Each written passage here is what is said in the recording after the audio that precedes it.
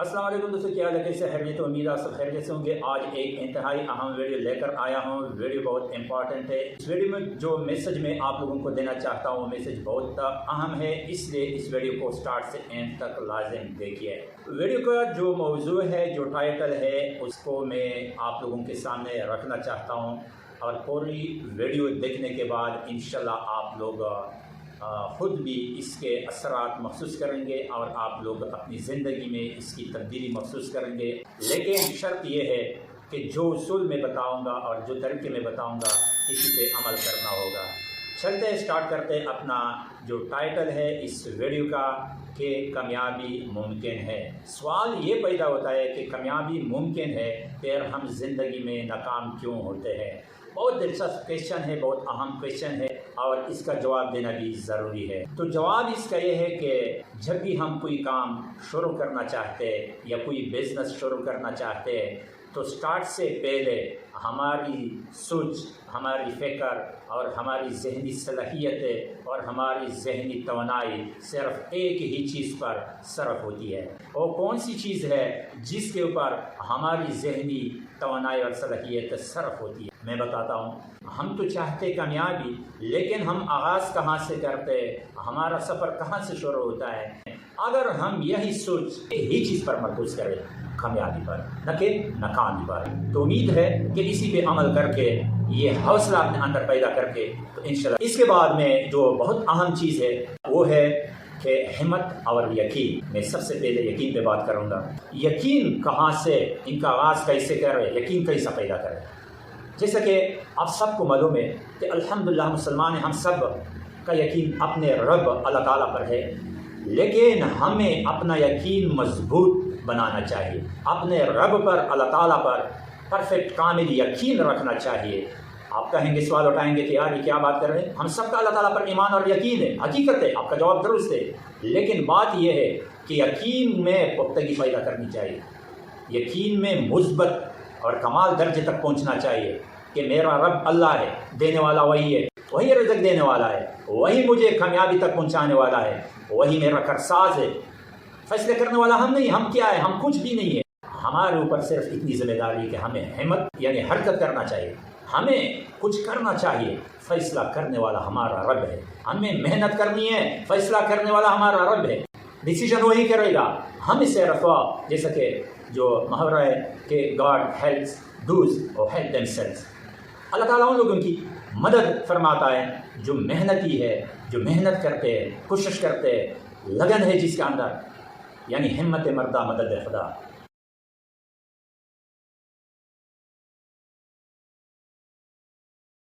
یقین کو پرفیکٹ رکھو، یہ بنیادی چیز ہے۔ اس کے بغیر ہم کامیابی کی طرف اگر کوشش بھی کریں تو صحیح طریقے سے ہم اپنی منزل تک نہیں پہنچ سکیں گے۔ لیکن اللہ کے بعد انسان کو اپنے آپ پر یعنی اپنی ذات پر، اپنی استعداد پر آپ کو بھی یقین رکھنا چاہیے۔ وہ عظیم استعدادیں، عظیم صلاحیتیں اللہ تعالیٰ نے انسان کو دی ہے، تو اسی کی بنیاد پہ انسان دنیا میں بہت کچھ کر سکتا ہے۔ اس کے بعد اگر ہم یہ سوال اٹھائے کہ یار آپ بار بار کامیابی کی بات کر رہے ہیں، لیکن کامیابی کا آغاز کہاں اور کیسے کریں؟ یہ بھی ایک سوال ہے، ان کا بھی جواب دینا ضروری ہے۔ تو اس کا جواب یہ ہے کہ ہمارے اندر ایک پازیٹیو مثبت سوچ پیدا کرنی چاہیے، لیکن آپ کی یہ سوچ اپنی ہونی چاہیے، کسی کے اشارے پر، کسی کے ڈیسیژن پر، کسی کے مشورے پر، کنسلٹیشن پہ ہر زندگی کا سفر شروع نہیں کرنا چاہیے۔ ہمیں زندگی کا سفر اگر شروع کرنا ہے کامیابی کا، چاہے جو بھی ہو، رائے دینی چاہیے، کنسلٹیشن لوگوں کے ساتھ شیئر کرنا یہ اچھی بات، لیکن ان سب کو اکٹھا کر کے ایک پلیٹ فارم پہ جمع کر کے ان کا جائزہ لیں، ڈفرینٹ اینگل سے ان کا جائزہ لیں، ہر سائڈ کا جائزہ لے لیں، پھر اپنے ذہن کے مطابق، اپنے استعداد کے مطابق، اپنی سوچ کے مطابق، اپنی صلاحیت و خود پر اعتماد، ان ساری چیزوں کو، ان حالات کو، ان سچویشن کو سامنے رکھ کر اس کے مطابق ایک مثبت سٹیپ اٹھانے کا آغاز کریں۔ تیسرے نمبر پہ لگن، شوق، تڑپ، جستجو، طلب یہ ہونا چاہیے۔ جو بھی کام کرنا ہو شوق کے ساتھ کرو، ان کو شوق کا ذریعہ بنا لے۔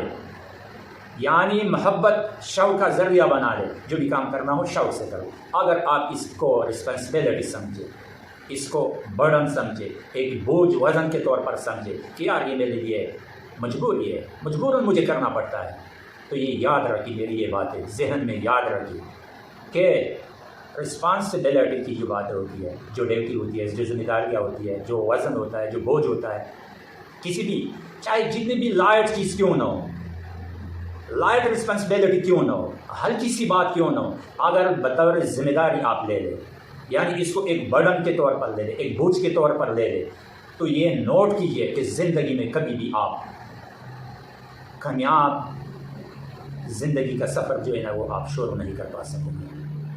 یہ برڈن، بوجھ، وزن انسان ایک حد تک اٹھا کر لے جا سکتا ہے. ان کا سفر، ان کا مکان، ان کی ڈیسٹینیشن بہت محدود ہوتا ہے.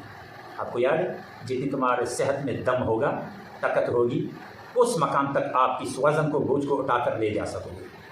جہاں آپ کا جسم جواب دے گا، آپ کی قوت جواب دے گی کہ مزید آگے بڑھنے میں میری استعداد یا مزید آگے لے جانے میں فیل ہو چکا ہوں، میں نہیں لے جا سکتا، میرے اندر دم نہیں ہے. جسم جب یہ جواب دے دے تو چاہے جس قسم کا بوجھ آپ وہاں پر اتار دیتے، پھینک دیتے ہیں، آگے نہیں لے جا سکتے.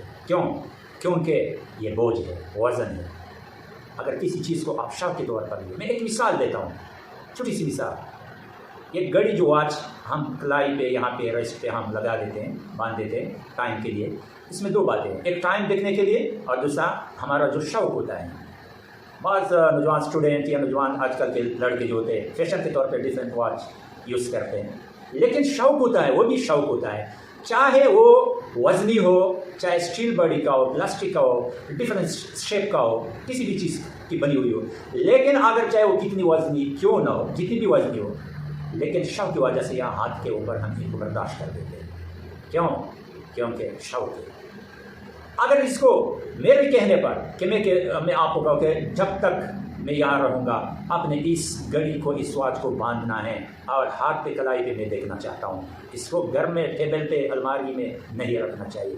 جب تک میں رہوں گا تب تک آپ اس کو یہاں پہ رکھیں گے، لیکن جب بھی میں کہیں چلا جاؤں گا تو آپ اس گھڑی کو اتار کے رکھ دیں گے، کیونکہ یہ آپ کی شوق نہیں ہے، میرے کہنے کی وجہ سے آپ اس کو رکھتے ہیں. ذاتی آپ کی جو انٹرسٹ شوق اس میں شامل نہیں ہے، میرے دباؤ کی وجہ سے آپ اس کو ادھر رکھتے ہیں. جب میں ریسیلر ہو جاؤں گا تو ڈائریکٹ اسی ٹائم پہ آپ اتار دیں گے. الحمدللہ مجھے اب آزادی مل گئی، جو بوجھ تھا وہ ہلکا ہو گیا. یہ آپ کی خود ذاتی سیلف انٹرسٹ نہیں ہے اس میں. اس لیے میں کہہ رہا ہوں کہ جو بھی کرنا ہو، جو بھی کام کرنا ہو، چاہے آپ کی ایجوکیشن ہو، آپ کی فیوچر ہے، آپ کی زندگی ہے، کامیابی ہے، ناکامی ہے، ان سب کو مد نظر رکھتے ہوئے اپنے اندر شوق پیدا کریں. یعنی ہمیں ہر ایک چیز کو شوق اور لگن کے ساتھ شروع کرنی چاہیے.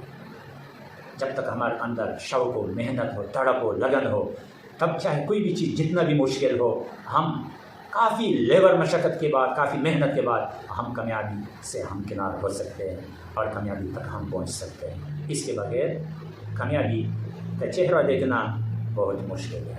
اس لیے بار بار عرض کر رہا ہوں کہ لگن سے، تڑپ سے، شوق سے کام کا آغاز کرو. یہ بہت امپورٹنٹ باتیں ہیں. اسی پہ میں کچھ مثالیں آپ لوگوں کو دوں گا. ان کی دو مثالیں میں دیتا ہوں کہ محنت کے بعد انسان کیسے اور کہاں سے کہاں تک پہنچا ہے. میں عام جنرل مثالیں آپ کو دو مثالیں دیتا ہوں. ایک ماہر بندہ ہے، آج کل کے ہر ایک کے گھر میں لائٹ موجود ہے، جو بلب ہوتا ہے لائٹ ہر ایک کے گھر میں موجود ہے.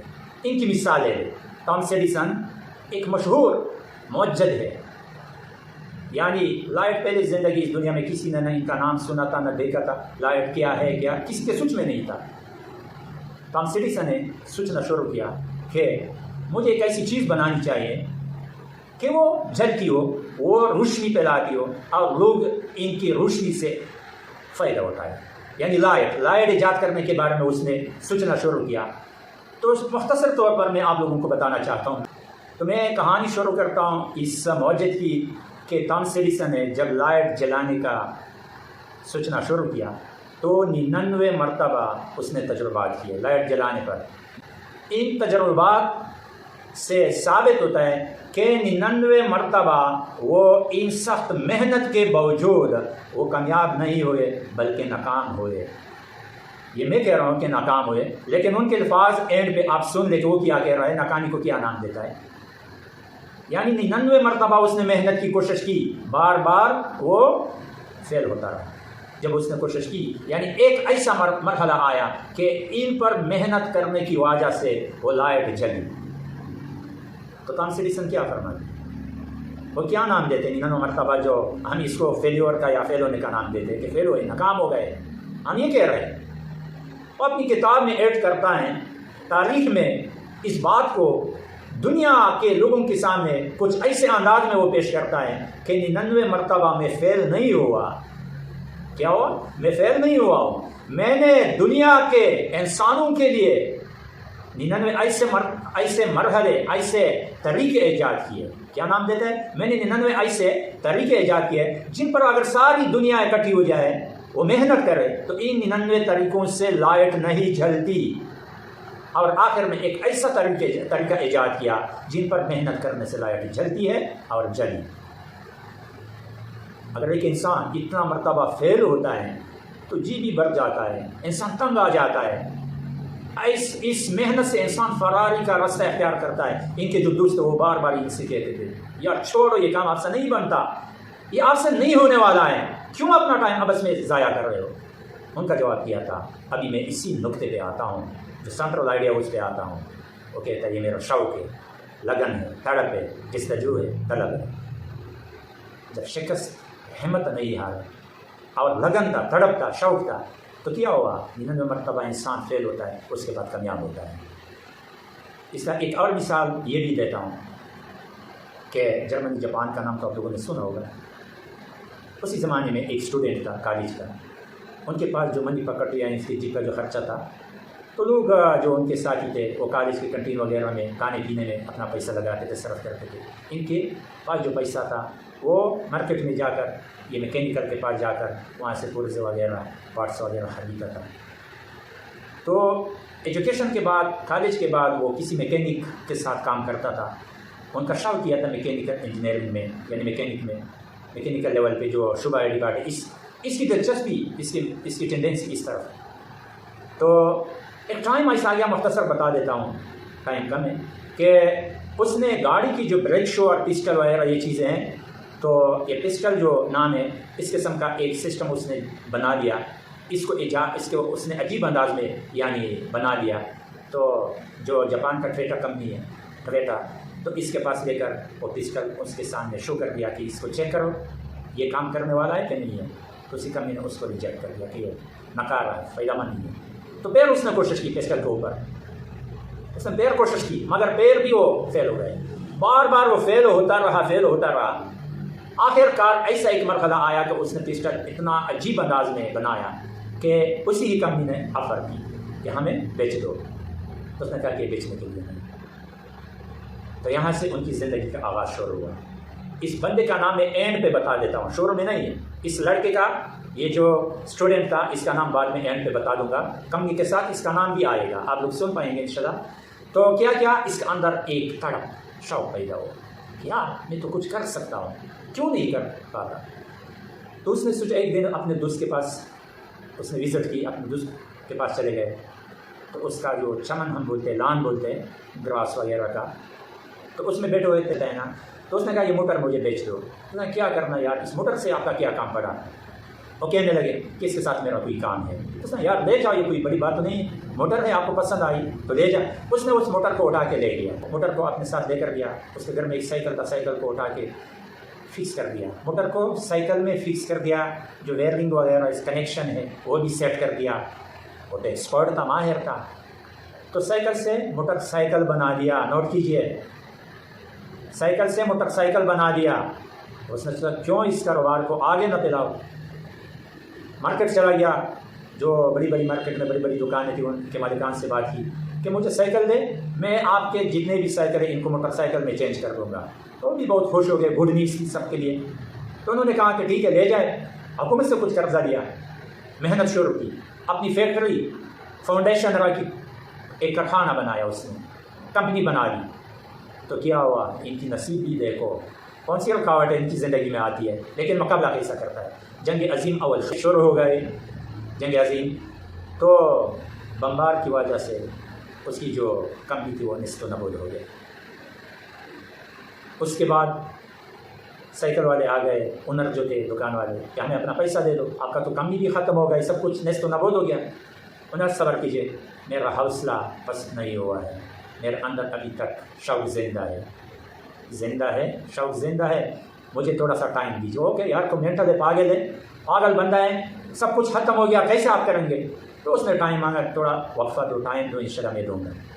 حکومت نے پریشرائز کیا کہ اپنا لون واپس کر دو، دیکھیں وہ حوصلہ نہیں ہارتا، دوبارہ کوشش کی، کچھ سائیکل اٹھا کے موٹر سائیکل بنا دی، لیکن مشہور نہیں ہوا، دلچسپی نہیں تھی لوگوں کی اس میں۔ وہ سوچنے لگا یار یہ کیا ہوا، بنا بھی دیا لیکن چلتا نہیں۔ اس نے جب جائزہ لیا تو موٹر سائیکل ایک سائز میں بہت بڑا تھا اور دوسرا شور زیادہ کر رہا تھا، اس کی وائس ساؤنڈ میں بھی کمی لائی گئی اور سائز میں بھی کمی لائی گئی۔ تو سب سے پہلا جو موٹر سائیکل ہم بولتے ہیں لیکن جو اس نے بنائی وہ موپیڈ بائک، جو اسکوٹی ہم کہتے ہیں، جس کے اندر ہم پاؤں رکھ کے اسکوٹی، یہ چھوٹی سائز اور یہ بنا دیا۔ ہر ایک بندے کی زبان پہ یہ نام تھا کہ موٹر سائیکل ایک ایسی ایجاد ہوئی کہ سائیکل سے موٹر سائیکل بنا دیا۔ اسٹوڈنٹ کا نام تھا مسٹر ہونڈا، اس کا اپنا نام کیا تھا اسٹوڈنٹ کا، مسٹر ہونڈا۔ آج اسی کے نام پہ ہونڈا کمپنی چل رہی ہے، مسٹر ہونڈا زندہ نہیں ہے۔ اتنی مشکلات اور اتنی رکاوٹ کے باوجود پھر بھی بندہ حوصلہ نہیں ہارتا، آخری دم تک لڑتا ہے۔ نتیجہ کیا نکل آیا؟ نتیجہ یہ نکل آیا کہ اس نے پوری دنیا کو ایک سروس دے دی۔ آج مسٹر ہونڈا زندہ نہیں ہے لیکن مسٹر ہونڈا کا نام اب بھی زندہ ہے۔ یہ جو ہونڈا سائیکل، موٹر سائیکل آپ چلا رہے ہیں، آپ یوز کر رہے ہیں، ان سے فائدہ اٹھا رہے ہیں، ہونڈا کمپنی جتنی بھی ہے، یہ ان کی محنت، شوق، تڑپ جس کا جو کا ثمرہ ہے۔